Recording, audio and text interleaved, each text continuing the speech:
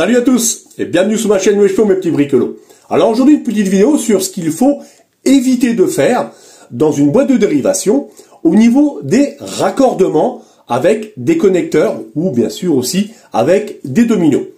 On va prendre l'exemple, comme la vidéo va le démontrer, d'un circuit de prise. Donc il va falloir éviter de mettre un tas de connecteurs rapides sur les mêmes fils, sur par exemple la phase, éviter de mettre trop de connecteurs pour éviter justement les mauvaises connexions qui risquent d'échauffement, qui risquent un danger justement par rapport à ça.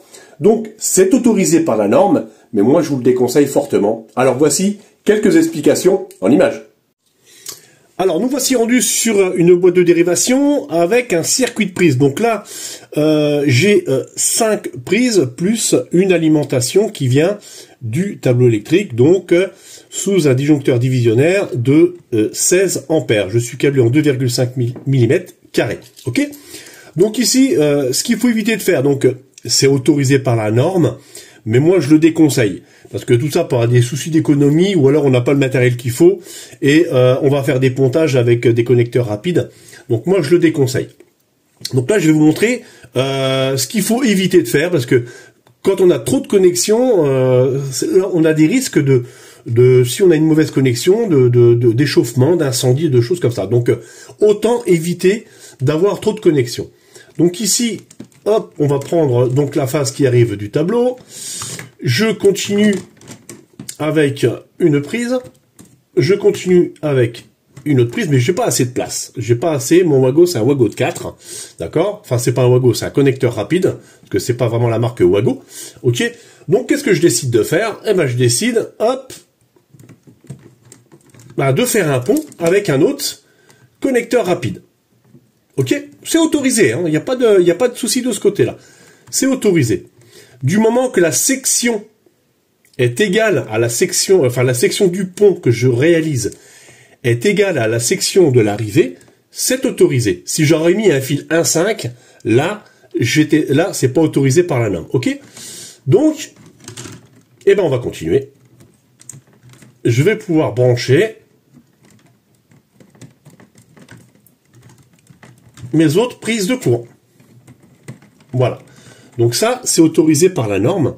Par contre, moi, je vous le déconseille. D'accord? Un petit souci d'économie, on va chez le fournisseur, on va acheter les connecteurs rapides qui sont nécessaires, mais on évitera quand même de faire ceci. Ok?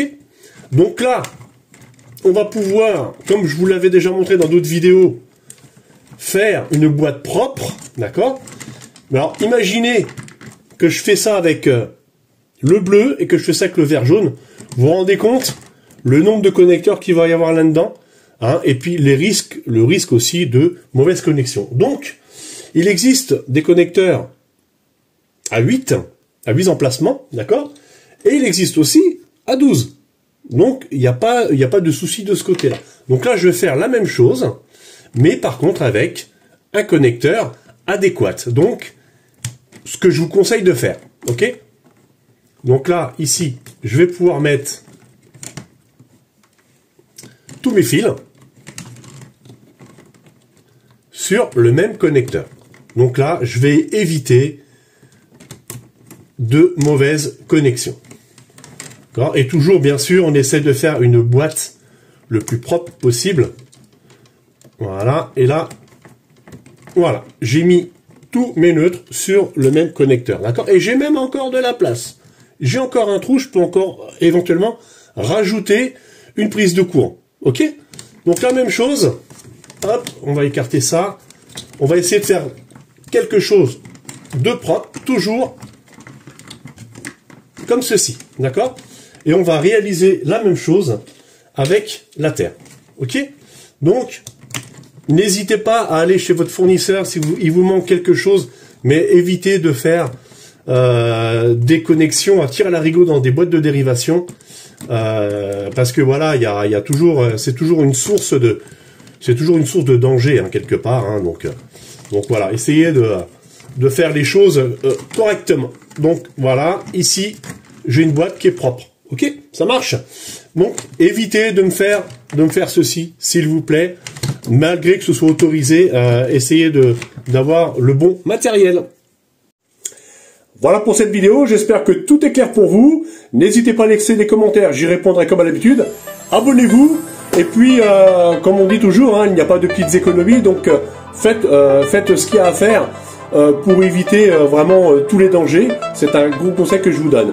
Alors, prenez soin de vous, et je vous dis à bientôt pour d'autres aventures. Ciao, ciao!